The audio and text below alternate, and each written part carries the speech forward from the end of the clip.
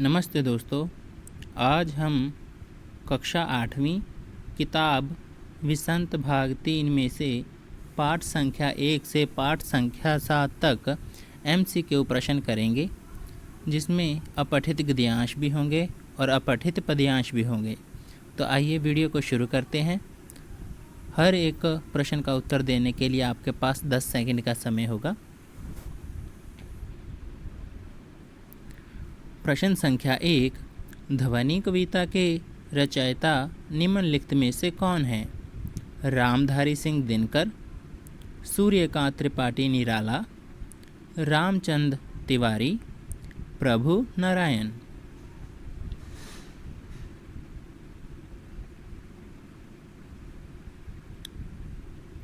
उत्तर है सूर्यकांत त्रिपाठी निराला। प्रश्न संख्या 2, सूर्यकांत त्रिपाठी निराला द्वारा रचित कविता का नाम है वसंत, ध्वनि, सवेरा, मनोहर।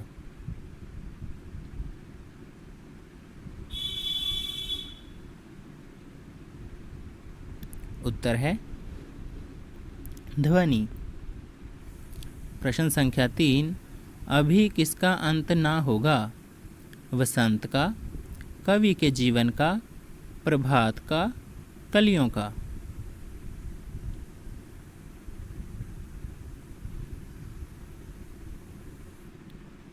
उत्तर है कवि के जीवन का। प्रश्न संख्या 4, कवि पुष्प पुष्प से क्या खींच लेना चाहता है? मिठास, पराग, खुशबू, तंद्रालस, लालसा।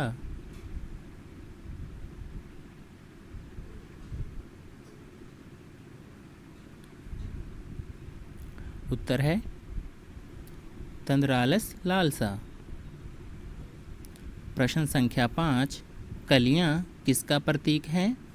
नवयुवकों का, फूलों का, वसंत का, प्रातःकाल का।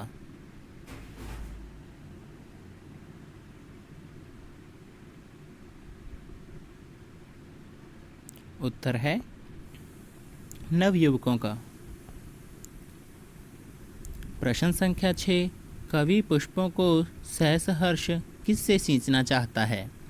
नवजीवन के अमृत से, नवजीवन के जल से, नवजीवन की वर्षा से, इनमें से कोई नहीं।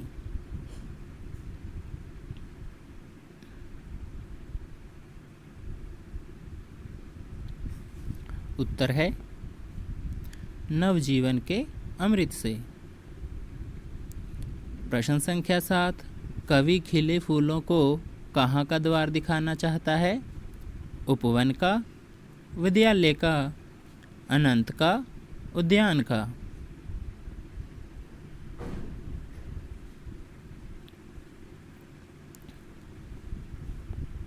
उत्तर है अनंत का। पद्यांश में है, कविता के पद्यांश दिया गया यहाँ पे देखिए। अभी न होगा मेरा अंत, अभी अभी ही तो आया है मेरे वन में मृदुल वसंत। अभी न होगा मेरा अंत, हरे हरे ये पात डालियाँ कलियाँ कोमल गात, मैं ही अपना स्वपन मर्दुल कर फेरूंगा निद्रित कलियों पर जगा एक प्रत्युष मनोहर। इसमें से प्रश्न पूछे जाएंगे, उनके प्रश्नों का उत्तर देना होगा। इस पद को ध्यान से पढ़ लीजिएगा। तो ध्वनि कविता के कवि का नाम सूर्यकांत त्रिपाठी निराला है। सही है अथवा गलत?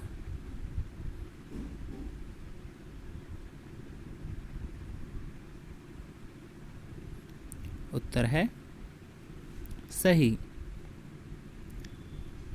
प्रश्न संख्या 9, अभी न होगा मेरा अंत, कवि ने ऐसा इसलिए कहा है क्योंकि वह बताना चाहते हैं कि अभी अंत नहीं होने वाला है। अभी अभी तो वसंत का आगमन हुआ है, जिससे उसका जीवन खुशियों से भर गया है, वह उमंग से भरा हुआ है।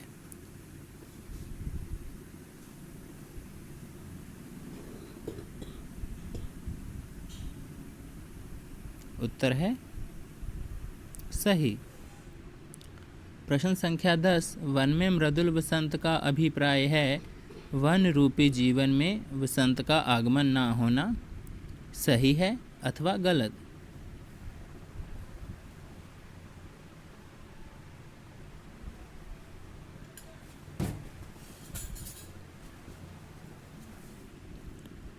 उत्तर है गलत।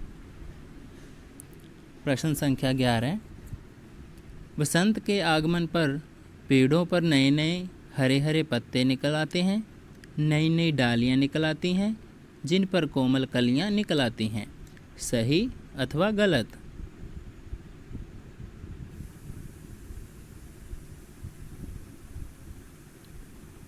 उत्तर है सही।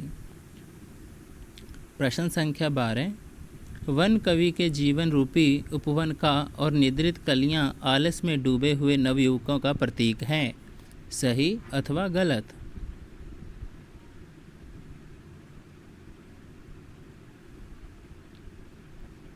उत्तर है सही। प्रश्न संख्या 13, लाख की चूड़ियाँ कौन बनाता था?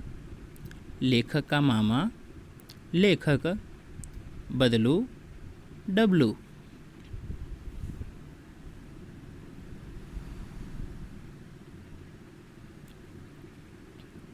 उत्तर है बदलू। प्रश्न संख्या 14, बदलू कैसी चूड़ियाँ बनाता था? कांच की, सोने की, लाख की, चांदी की।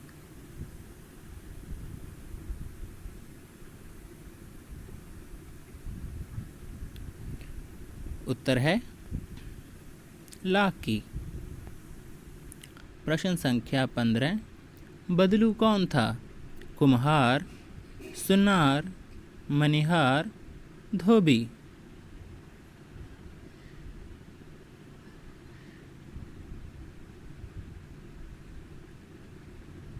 उत्तर है मनिहार। प्रश्न संख्या 16, लेखक अधिकतर बदलू से कब मिलता था? रात में, सवेरे, दोपहर में, शाम में।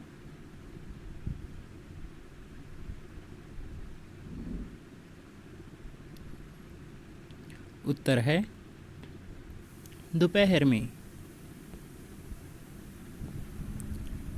प्रश्न संख्या 17, बदलू प्रतिदिन कितनी चूड़ियाँ बना लिया करता था?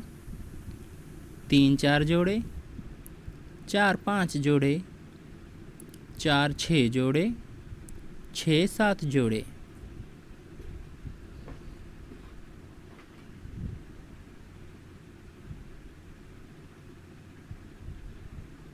उत्तर है 4-6 जोड़े।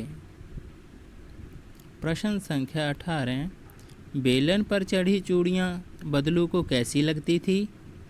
नई जैसी, नारी की कलाइयों जैसी, बहुत सुंदर, नववधू की कलाई पर सजी जैसी।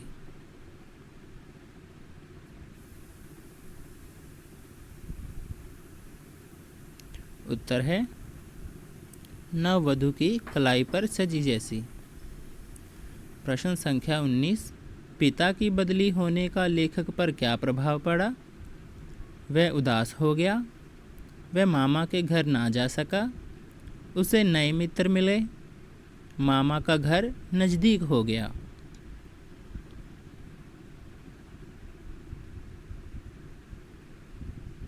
उत्तर है वह मामा के घर ना जा सका। प्रश्न संख्या 20, रज्जो कौन थी?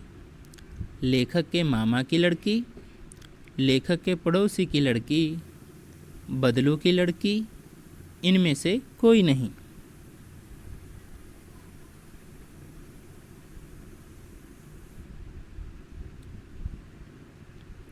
उत्तर है बदलू की लड़की। अब पठित गद्यांश दिया गया है, इस गद्यांश को अच्छे से पढ़कर पूछे गए प्रश्नों के उत्तर देने हैं। तो आइए पठित गद्यांश को पढ़ते हैं। वैसे तो मामा के गांव का होने के कारण मुझे बदलू को बदलू मामा कहना चाहिए था, परंतु मैं उसे बदलू मामा ना कहकर बदलू काका कहा करता था, जैसा कि गांव के सभी बच्चे उसे कहा करते थे। बदलू का मकान कुछ ऊंचे पर बना था। मकान के सामने बड़ा सा सहन था, जिसमें एक पुराना नीम का वृक्ष लगा था। उसी के नीचे बैठकर बदलू अपना काम किया करता था। बगल में भट्टी दहकती रहती, जिसमें वह लाख पिघलाया करता। सामने एक लकड़ी की चौखट पड़ी रहती, जिस पर लाख के मुलायम होने पर वह उसे सलाख के समान पतला करके चूड़ी का आकार देता। पास में 4-6 विभिन्न आकार की बेलन नुमा मुंगेरियाँ रखी रहती, जो आगे से कुछ पतली और पीछे से मोटी होती।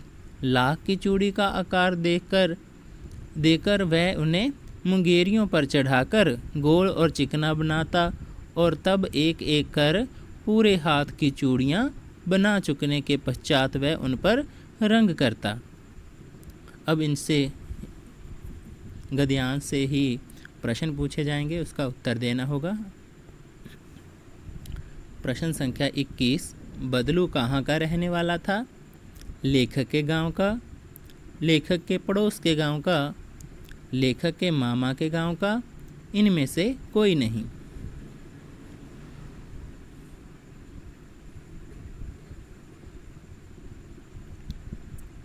उत्तर है लेखक के मामा के गांव का।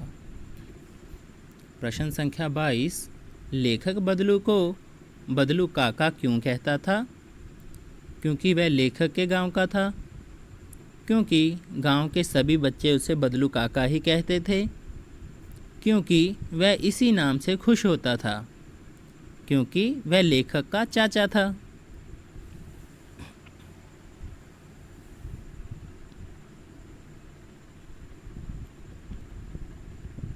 उत्तर है क्योंकि गांव के सभी बच्चे उसे बदलू काका ही कहते थे। प्रश्न संख्या 23, बदलू कहाँ बैठकर अपना काम करता था? ऑफिस में, अपने घर के अंदर, नीम के पेड़ के नीचे, एक झोंपड़ी में।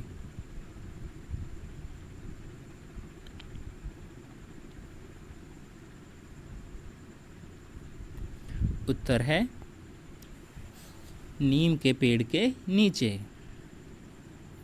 प्रश्न संख्या 24, भट्टी में बदलू क्या पिघलाया करता था? चूड़ी, लाख, तांबा या फिर मोम?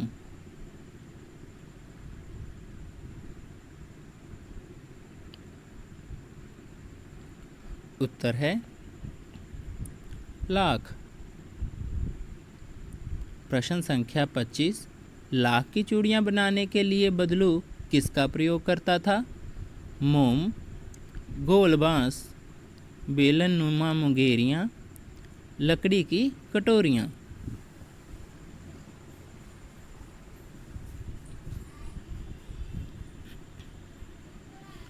उत्तर है बेलन नुमा मुंगेरियाँ। प्रश्न संख्या 26, बदलू लाख की चूड़ियाँ कैसे बनाता था? पहले लाख को मुलायम करता था, मुंगेरियों पर चढ़ाकर फिर चूड़ियों को गोल आकार देता था, फिर उन पर रंग करता था। उपर्युक्त सभी।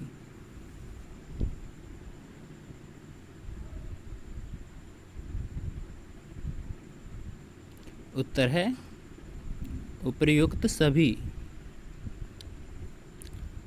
अपठित गद्यांश, बदलू ये कार्य सदा ही एक मचिए पर बैठकर किया करता था, जो बहुत ही पुरानी थी। बगल में ही उसका हुक्का रखा रहता, जिससे वह बीच बीच में पीता रहता। गांव में मेरा दोपहर का समय अधिकतर बदलू के पास बीता। वह मुझे लल्ला कहा करता और मेरे पहुंचते ही मेरे लिए तुरंत एक मछिया मंगा देता। मैं घंटों बैठे बैठे उसे इस प्रकार चूड़ियाँ बनाते देखता रहता। लगभग रोज ही वह 4-6 जोड़े चूड़ियाँ बनाता। पूरा जोड़ा बना लेने पर वह उसे बेलन पर चढ़ाकर कुछ क्षण चुपचाप देखता रहता, मानो वह बेलन ना होकर किसी नववधू की कलाई हो। अब इस गद्यांश के आधार पर आपसे प्रश्न पूछे जाएंगे, उसका उत्तर देना होगा। प्रश्न संख्या 27, बदलू मचिए पर बैठा क्या कार्य करता था? लोहे का बर्तन बनाता था, जूते बनाता था, लाख की चूड़ियाँ बनाता था अथवा हुक्का पीता रहता था।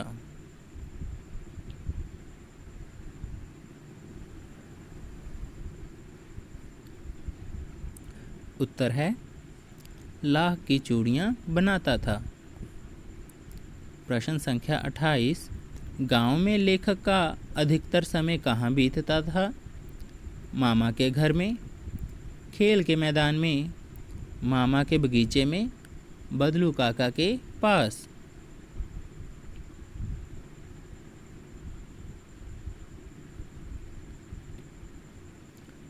उत्तर है बदलू काका के पास। प्रश्न संख्या 29, लेखक को बदलू क्या कहकर बुलाता था? भांजा, बच्चा, लला, कामतानाथ।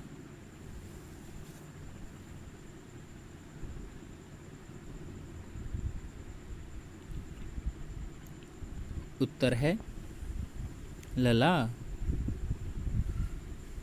प्रश्न संख्या 30, बदलू लेखक को कहाँ बैठाता था? चबूतरे पर, चौकी पर, कुर्सी पर, मचिया पर।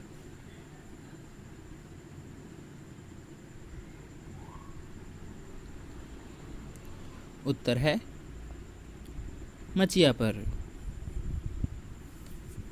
प्रश्न संख्या 31, बेलन पर चढ़ी चूड़ियाँ बदलू को कैसी लगती थी? सोने जैसी, चमकदार, बहुत सुंदर, नववधू की कलाई पर सजी जैसी।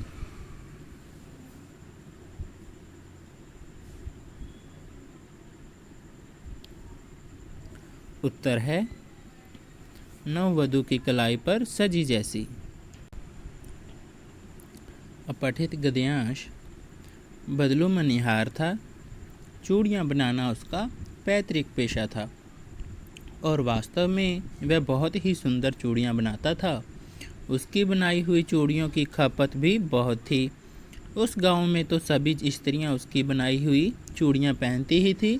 आसपास के गांव के लोग भी उससे चूड़ियाँ ले जाते थे, परंतु वह कभी भी चूड़ियों को पैसों से बेचता ना था। उसका अभी तक वस्तु विनिमय का तरीका था और लोग अनाज के बदले उससे चूड़ियाँ ले जाते थे। बदलू स्वभाव से बहुत सीधा था। मैंने कभी भी उसे किसी से झगड़ते नहीं देखा। हाँ, शादी विवाह के अवसरों पर वह अवश्य जिद पकड़ जाता था। जीवन पर चाहे कोई उससे मुफ्त चूड़ियाँ ले जाए, परंतु वह विवाह के अवसर पर वह सारी कसर निकाल लेता था।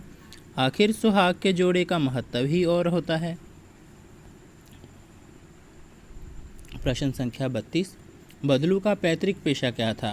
कांच की चूड़ियाँ बनाना, लाख की चूड़ियाँ बनाना, अनाज उपजाना, सब्जी बेचना।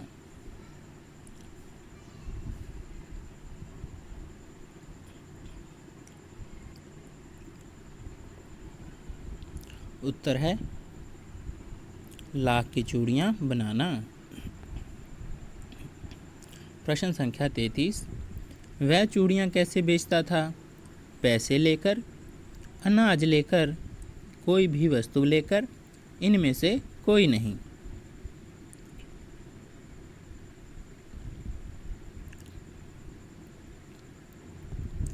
उत्तर है कोई भी वस्तु लेकर। प्रश्न संख्या 34, उसकी बनाई चूड़ियों की खपत कहाँ होती थी? शहरों में, कस्बों में, आसपास के गांवों में, दूसरे शहरों में।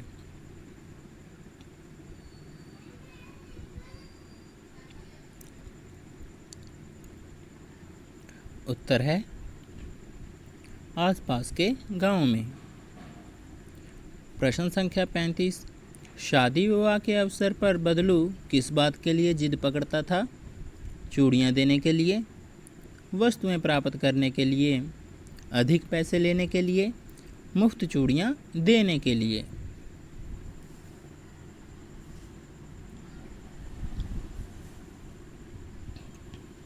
उत्तर है वस्तुएं प्राप्त करने के लिए। अपठित गद्यांश है। मैं बहुधा हर गर्मी की छुट्टियों में अपने मामा के यहाँ चला जाता और एक आध महीने वहाँ रहकर स्कूल खुलने के समय तक वापस आ जाता, परंतु 2-3 बार ही मैं अपने मामा के यहाँ गया होऊंगा। तभी मेरे पिताजी की एक दूर के शहर में बदली हो गई और एक लंबी अवधि तक मैं अपने मामा के गांव ना जा सका। तब लगभग 8-10 वर्षों के बाद जब मैं वहां गया तो इतना बड़ा हो चुका था कि लाख की गोलियों में मेरी रुचि नहीं रह गई थी। अतः गांव में होते हुए भी कई दिनों तक मुझे बदलू का ध्यान ना आया। इसी बीच मैंने देखा कि गांव में लगभग सभी स्त्रियां कांच की चूड़ियां पहने हैं। विरले ही हाथों में मैंने लाख की चूड़ियां देखी। तब एक दिन सहसा मुझे बदलू का ध्यान हो आया।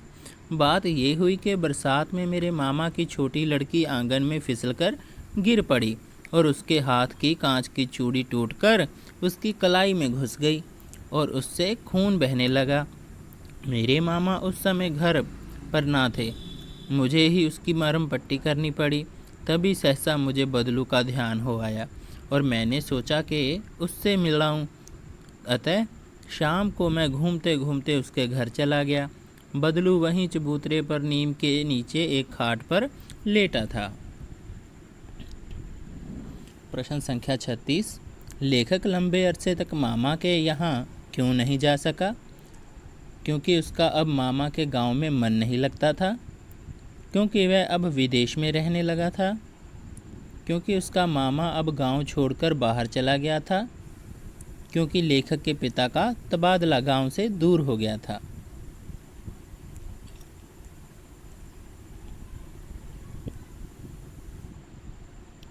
उत्तर है क्योंकि लेखक के पिता का तबादला गांव से दूर हो गया था। प्रश्न संख्या 37।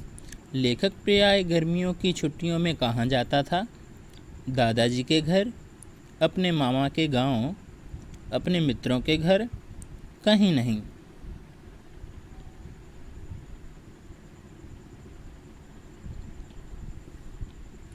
उत्तर है अपने मामा के गांव। प्रश्न संख्या 38। जब 8-10 वर्षों के बाद लेखक मामा के गांव गया तो क्या परिवर्तन पाया? गांव बदल गए थे, बच्चों के हाथ में गोलियां थी, लाख की चूड़ियां घर घर बननी शुरू हो गई थी, औरतों ने लाख की चूड़ियां पहनना बंद कर दिए थे।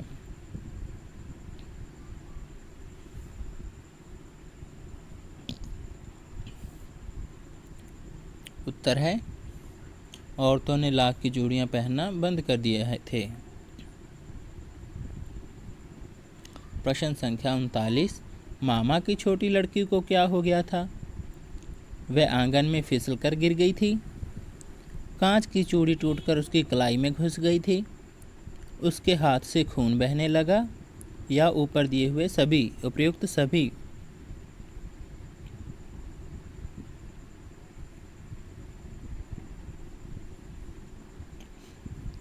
उत्तर है उपयुक्त सभी। लेखक को बदलू कहाँ मिला? घर में, खेत में, नीम के पेड़ के नीचे, मामा के घर पर।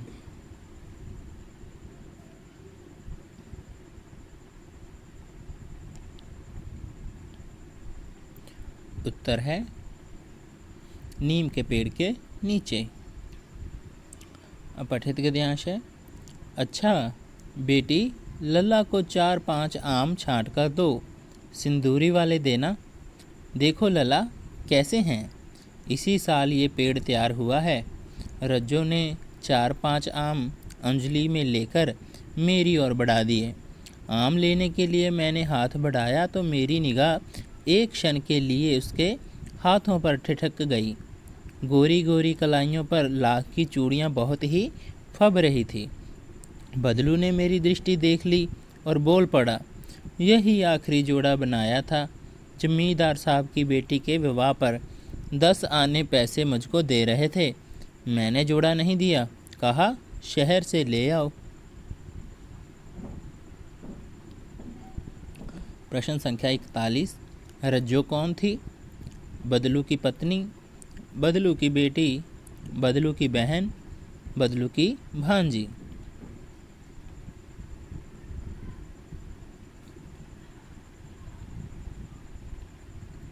उत्तर है बदलू की बेटी। प्रश्न संख्या 42, रज्जो अंजलि में कितने आम लेकर आई? 1, 2, 3, 3, 4, 4, 5।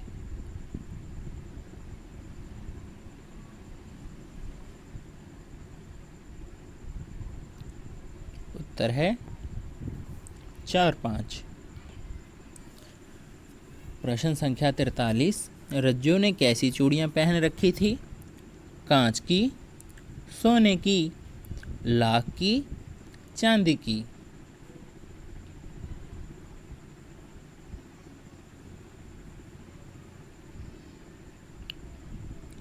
उत्तर है लाख की। प्रश्न संख्या 44, बदलू ने लाख की चूड़ियों का अंतिम जोड़ा कब बनाया था? लेखक के मामा की बेटी के विवाह पर, जमींदार की बेटी के विवाह पर, अपनी बेटी के विवाह पर, शुरुआत में।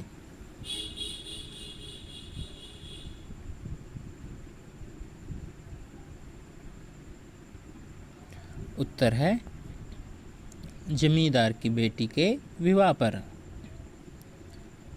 प्रश्न संख्या 45, कुल कितने लोग शाम की बस से यात्रा करने वाले थे? 3, 4, 5, 6।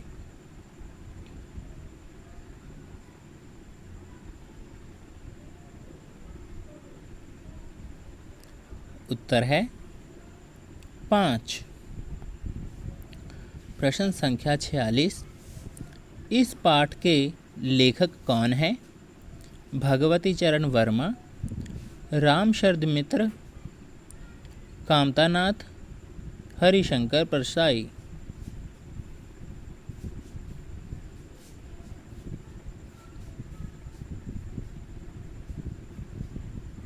उत्तर है हरिशंकर परसाई।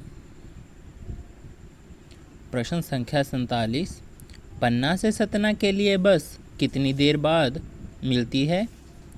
आधा घंटा, 1 घंटे बाद, 2 घंटे बाद, प्रातःकाल।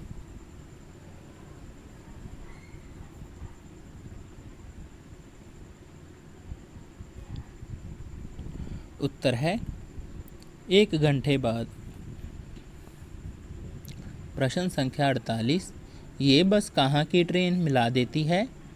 सतना की, पन्ना की, जबलपुर की, भोपाल की।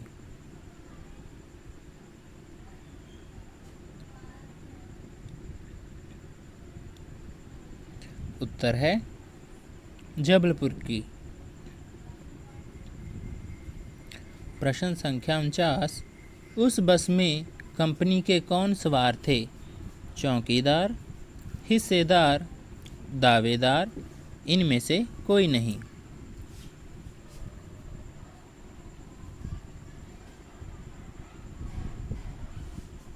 उत्तर है हिस्सेदार। प्रश्न संख्या 50, इस पाठ में गांधी जी के किस आंदोलन का उल्लेख है? असहयोग आंदोलन, सविनय अवज्ञा आंदोलन, उपर्युक्त ए और बी दोनों, इनमें से कोई नहीं।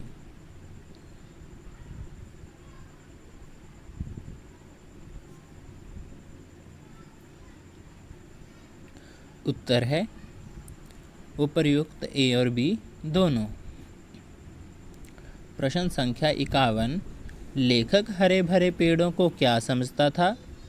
जीवनदाता, मित्र, शत्रु, शुभचिंतक।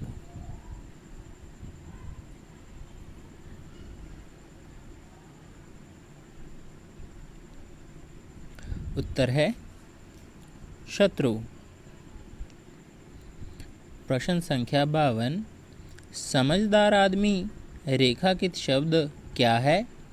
संज्ञा, सर्वनाम, क्रिया, विशेषण।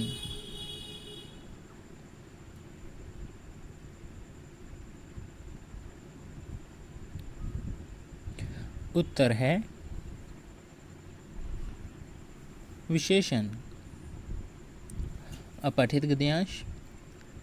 हम 5 मित्रों ने तय किया कि शाम 4 बजे की बस से चलें। पन्ना से इसी कंपनी की बस सतना के लिए घंटे भर बाद मिलती है, जो जबलपुर की ट्रेन मिला देती है। सुबह घर पहुंच जाएंगे। हम में से 2 को सुबह काम पर हाजिर होना था, इसीलिए वापसी का यही रास्ता अपनाना जरूरी था। लोगों ने सलाह दी कि समझदार आदमी इस शाम वाली बस में सफ़र नहीं करते। क्या रास्ते में डाकू मिलते हैं? नहीं, बस डाकिन है। बस को देखा तो श्रद्धा उमड़ पड़ी। खूब वयोवृद्ध थी, सदियों के अनुभव के निशान लिए हुए थी। लोग इसलिए इससे सफ़र नहीं करना चाहते कि वृद्ध अवस्था में इसे कष्ट होगा। गद्यांश को ध्यानपूर्वक पढ़िए और दिए गए प्रश्नों का उत्तर दीजिए। प्रश्न संख्या 53। लेखक के मन में बस को देखकर कैसा भाव उमड़ा? प्रेम, श्रद्धा, दया, इनमें से कोई नहीं।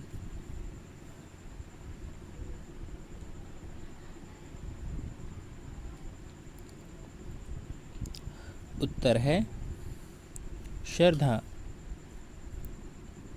प्रश्न संख्या 54। लेखक और उसके मित्रों को इस बस से कहाँ जाना था? सतना, जबलपुर, पन्ना, रायगढ़।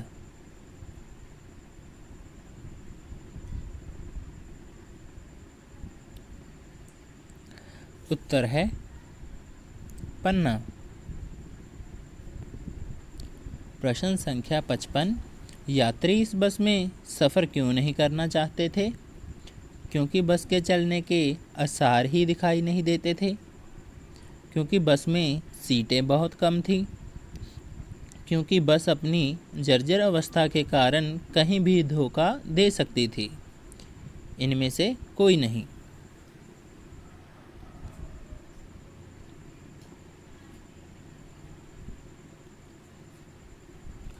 उत्तर है क्योंकि बस अपनी जर्जर अवस्था के कारण कहीं भी धोखा दे सकती थी। प्रश्न संख्या 56। ये बस कहाँ की ट्रेन से मिला देती है? सतना की, जबलपुर की, पन्ना की, भोपाल की।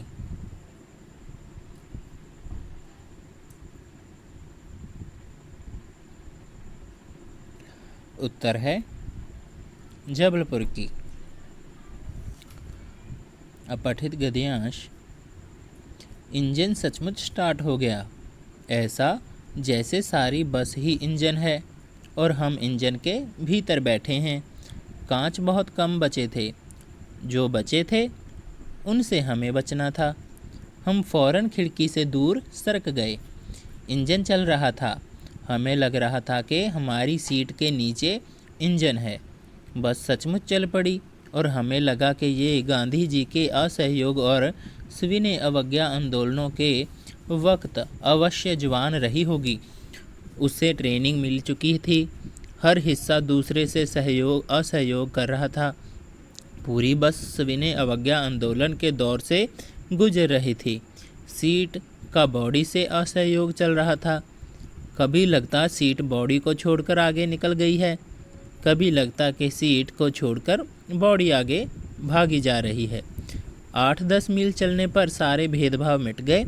ये समझ में नहीं आता था कि सीट पर हम बैठे हैं या सीट हम पर बैठी है। गद्यांश को ध्यानपूर्वक पढ़ें और बताए गए प्रश्नों के उत्तर दें।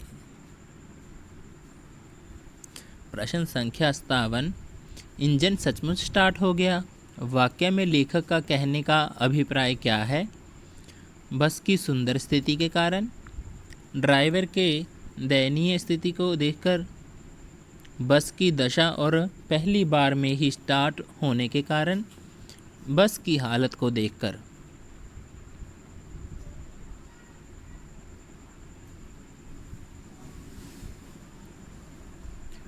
उत्तर है बस की दशा और पहली बार में ही स्टार्ट होने के कारण। प्रश्न संख्या 58, लेखक को ऐसा क्यों लग रहा था कि हम इंजन के भीतर बैठे हैं? सर्दी के कारण, परेशानी के कारण, उनकी उम्र के कारण, शोर और कंपन के कारण।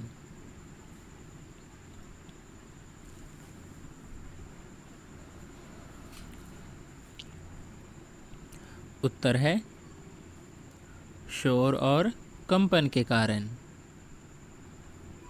प्रश्न संख्या 59, पीछे लिखे गद्यांश में गांधी जी के किस आंदोलन का वर्णन है? असहयोग आंदोलन, सविनय अवज्ञा आंदोलन, उपर्युक्त ए और बी दोनों, कोई नहीं।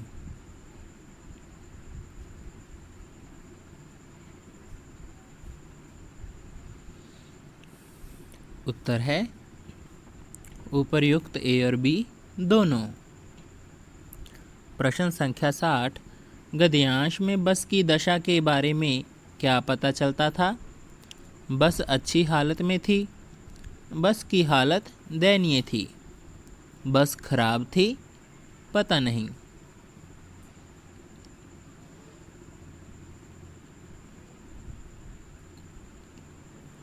उत्तर है बस की हालत दयनीय थी। प्रश्न संख्या 61, 8-10 मील के बाद बस की चाल में क्या परिवर्तन आया? बस का टायर खराब हो गया, बस खराब हो गई, बस सहज हो गई, बिल्कुल आराम से चलने लगी, बस काफ़ी तेज़ी से चलने लगी।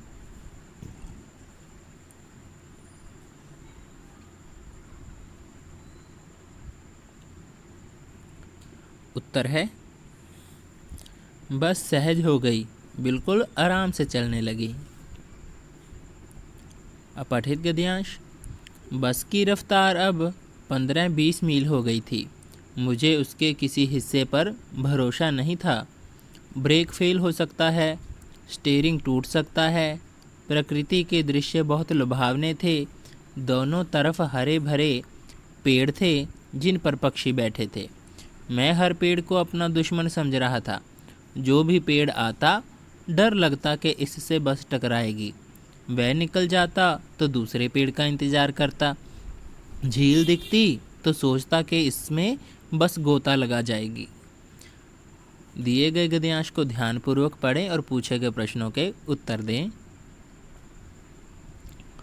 प्रश्न संख्या 62, अब बस किस रफ्तार से चल रही थी?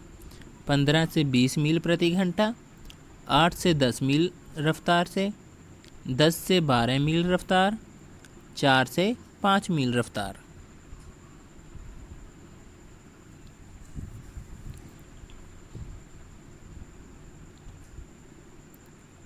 उत्तर है 15 से 20 मील प्रति घंटा। प्रश्न संख्या 63, लेखक को बस पर भरोसा क्यों नहीं रहा? क्योंकि बस का ड्राइवर नशे में था, क्योंकि रास्ता काफ़ी ख़राब था, क्योंकि लेखक ने सोच लिया कि बस का कभी भी ब्रेक फेल हो सकता है या स्टीयरिंग टूट सकता है। इनमें से कोई नहीं।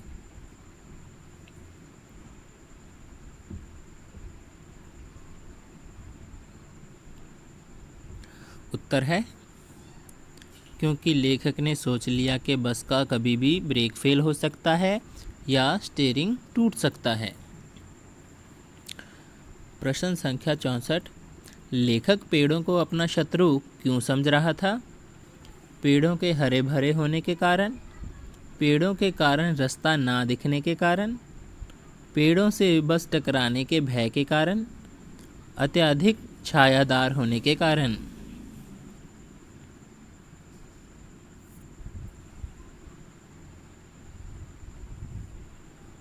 उत्तर है पेड़ों से बस टकराने के भय के कारण। प्रश्न संख्या 65, लेखक को बस डूबने का डर कहाँ सताने लगा? पुलिया पर, नदी में, झील में, समुद्र में।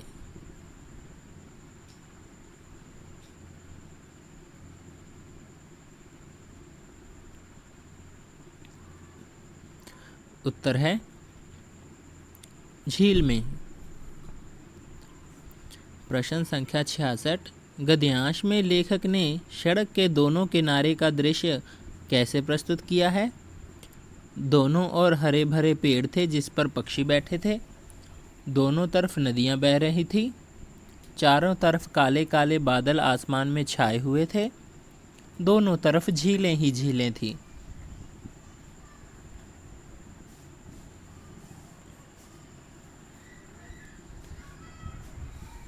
उत्तर है दोनों ओर हरे भरे पेड़ थे जिस पर पक्षी बैठे थे। अपठित गद्यांश। दिए गए गद्यांश को ध्यानपूर्वक पढ़ें और पूछे गए प्रश्नों का उत्तर दें। एक पुलिया के ऊपर पहुंचे ही थे कि एक टायर फिस करके बैठ गया। वह बहुत ज़ोर से हिलकर थम गई। अगर स्पीड में होती तो उछलकर नाले में गिर जाती। मैंने उस कंपनी के हिस्सेदार की तरफ पहली बार श्रद्धा भाव से देखा। वह टायरों की हालत जानते हैं, फिर भी जान हथेली पर लेकर इसी बस से सफ़र कर रहे हैं। उत्सर्ग की ऐसी भावना दुर्लभ है। सोचा इस आदमी के साहस और बलिदान भावना का सही उपयोग नहीं हो रहा। इसे तो कहीं किसी क्रांतिकारी आंदोलन का नेता होना चाहिए। अगर बस नाले में गिर पड़ती और हम सब मर जाते तो देवता बाहें पसारे उसका इंतजार करते। प्रश्न संख्या 67। लेखक ने बस कंपनी के हिस्सेदार को किस भाव से देखा? घृणा से, श्रद्धा से, प्यार से, उपेक्षा से।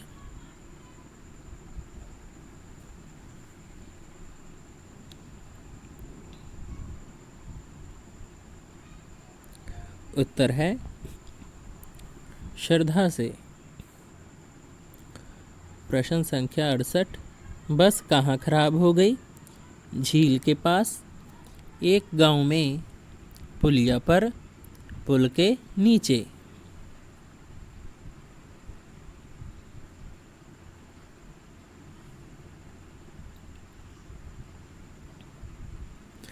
उत्तर है पुलिया पर।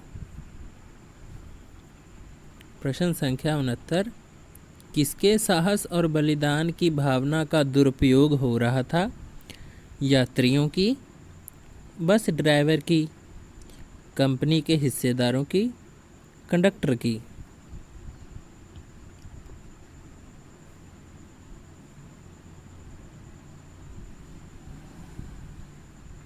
उत्तर है कंपनी के हिस्सेदारों की।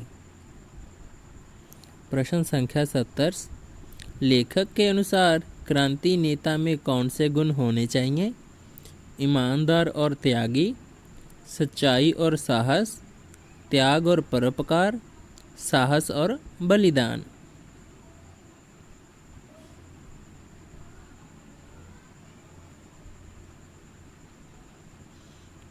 उत्तर है साहस और बलिदान। प्रश्न संख्या 71। दीवानों की हस्ती कविता के रचयिता कौन है? महादेवी वर्मा, भगवती चरण वर्मा, शंकर परसाई, भवानी प्रसाद मिश्र।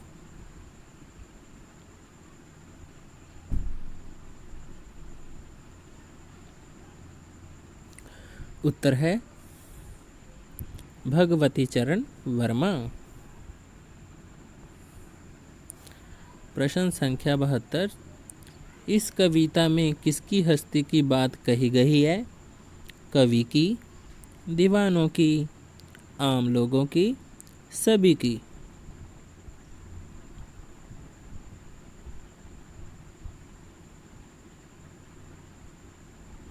उत्तर है दीवानों की। प्रश्न संख्या 73। वे संसार से कैसा भाव रखते हैं? मैत्री भाव का, समान भाव का, ईर्ष्या भाव का, भावुकता से भरा भाव।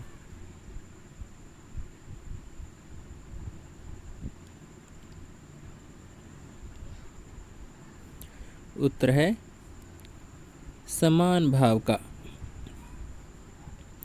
प्रश्न संख्या 74, बलिवीरों के मन में बलि होने की चाहत किसके लिए है? परिवार के लिए, राज्य के लिए, देश के लिए, अपने आप के लिए।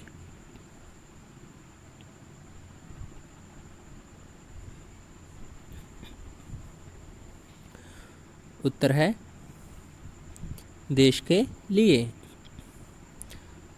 प्रश्न संख्या 75, ये दुनिया किनकी है? भिखमंगों की, दीवानों की, कवि की, सभी की।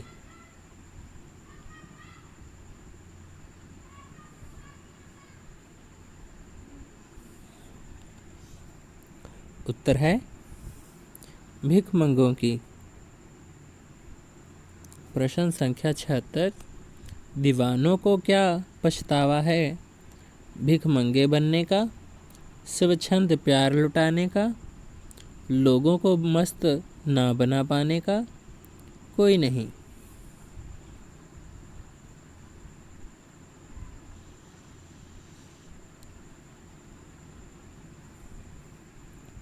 उत्तर है लोगों को मस्त ना बना पाने का। प्रश्न संख्या 77, इस पाठ के लेखक हैं राम दशरथ मिश्र, अरविंद कुमार सिंह, भगवती चरण वर्मा, हरिशंकर परसाई।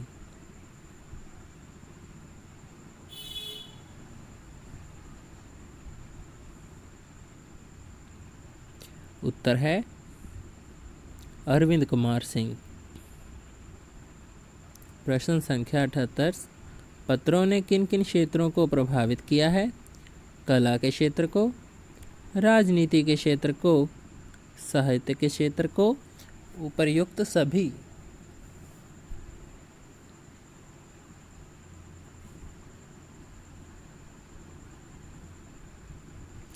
उत्तर है उपर्युक्त सभी।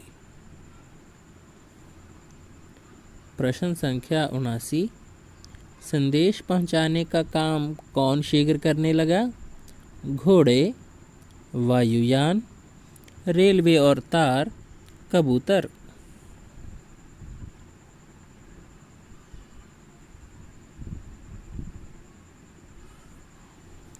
उत्तर है रेलवे और तार। प्रश्न संख्या 80, वर्तमान में चिट्ठी पत्री की क्या स्थिति है? इनकी लोकप्रियता समाप्त हो गई है, इनकी लोकप्रियता में उछाल आया है, इनकी लोकप्रियता बनी हुई है, संचार के अन्य साधनों से अधिक है।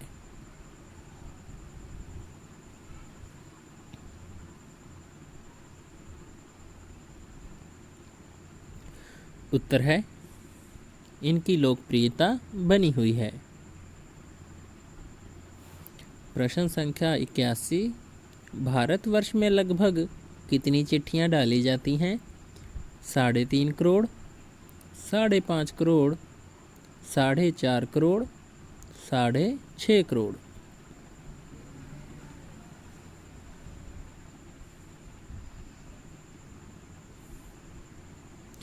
उत्तर है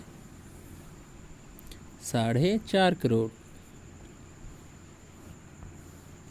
प्रश्न संख्या 82, कन्नड़ भाषा में पत्र को क्या कहते हैं? कागद, उत्तरम, खत, कड़िद।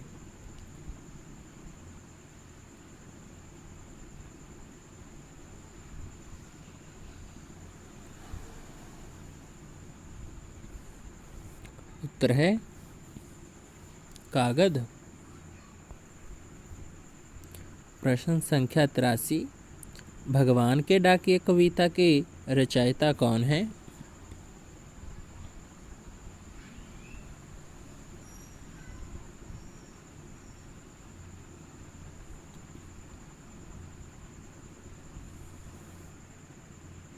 उत्तर है रामधारी सिंह दिनकर।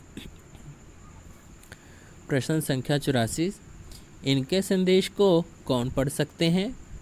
संसार में रहने वाले सभी लोग, सभी बुद्धिमान लोग, सभी जीव जंतु, पेड़ पौधे, सरोवर, सरिताएं, समुद्र व पर्वत यानी प्रकृति।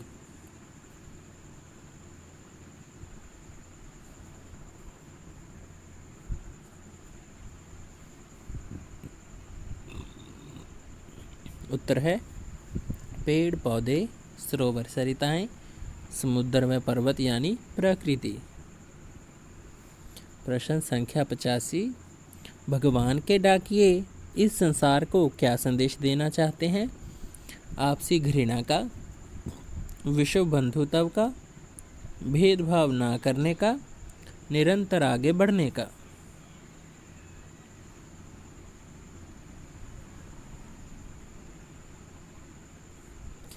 उत्तर है विश्व बंधुत्व का।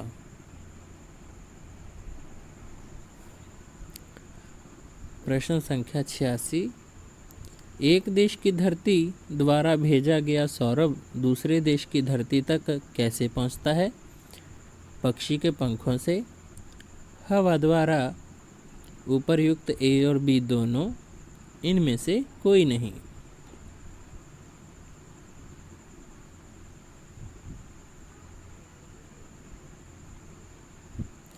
उत्तर है उपर्युक्त ए और बी दोनों। प्रश्न संख्या 87, भगवान के डाकिये द्वारा लाई गई चिट्ठियों को कौन नहीं पढ़ सकता है? इंसान, पेड़ पौधे, पानी, पहाड़।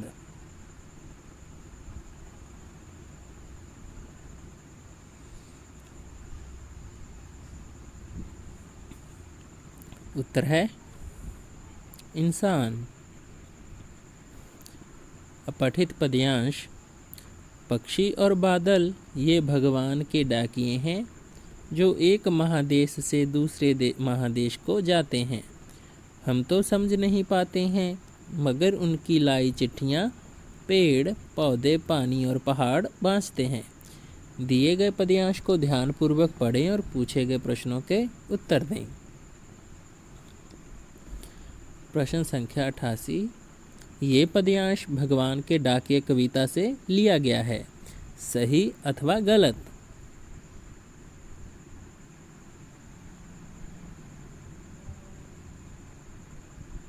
उत्तर है सही। प्रश्न संख्या 89, प्रश्न संख्या 99, भगवान के डाकिये कविता के कवि रामधारी सिंह दिनकर हैं, सही अथवा गलत?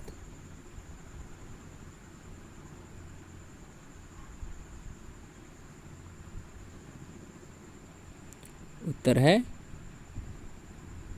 सही। प्रश्न संख्या 90, पक्षी और बादल को भगवान के डाकिये कहा गया है, सही अथवा गलत?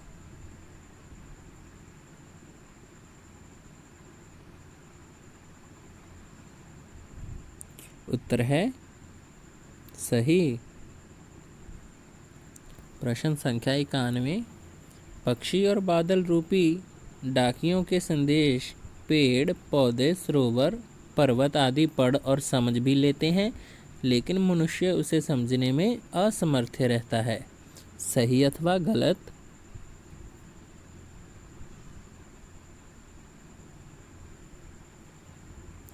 उत्तर है सही। प्रश्न संख्या 92, भगवान के डाकिये द्वारा लाई गई चिट्ठियों में प्रेम, भाईचारा, समानता, एकता का संदेश रहता होगा, सही अथवा गलत?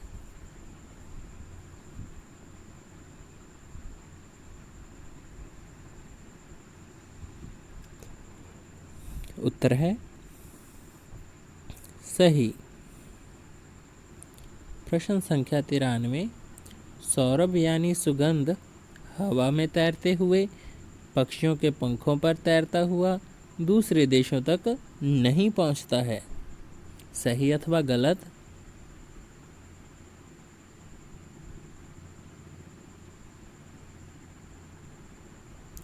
उत्तर है गलत। प्रश्न संख्या 94। इस पाठ के लेखक हैं हरिशंकर परसाई, भगवती चरण वर्मा, रामधारी सिंह दिनकर, हजारी प्रसाद द्विवेदी।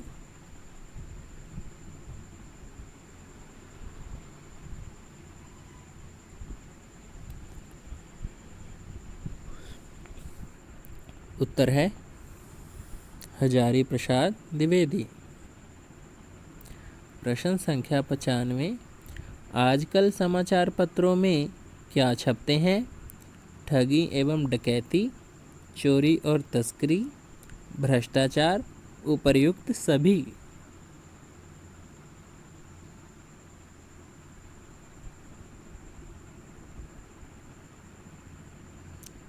उत्तर है उपर्युक्त सभी। प्रश्न संख्या 96। कानून की त्रुटियों का लाभ उठाने से निम्नलिखित में से कौन लोग संकोच नहीं करते हैं? अफसर, देशभक्त, धर्मवीरू, युद्धवीर।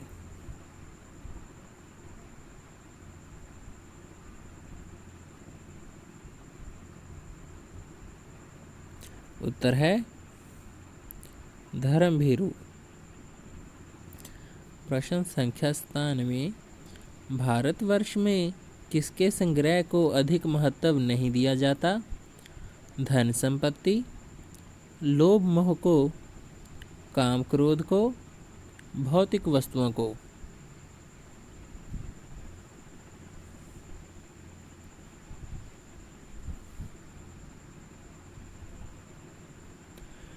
उत्तर है भौतिक वस्तुओं को। प्रश्न संख्या 98। बस का कंडक्टर अपने साथ बस अड्डे से क्या लाया था? दूध और पानी, चाय बिस्कुट, मिठाइयाँ और फल, टिकट और खुले पैसे।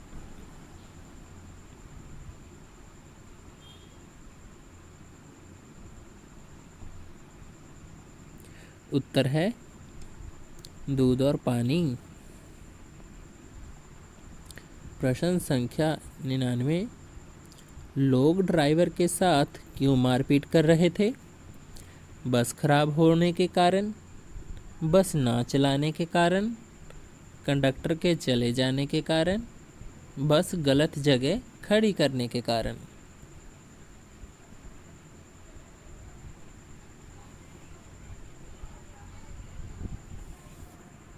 उत्तर है कंडक्टर के चले जाने के कारण। प्रश्न संख्या 100। बस का कंडक्टर कहाँ गया था? पैसा जमा करने, डाकुओं को बुलाने, नई बस लाने, पुलिस को बुलाने।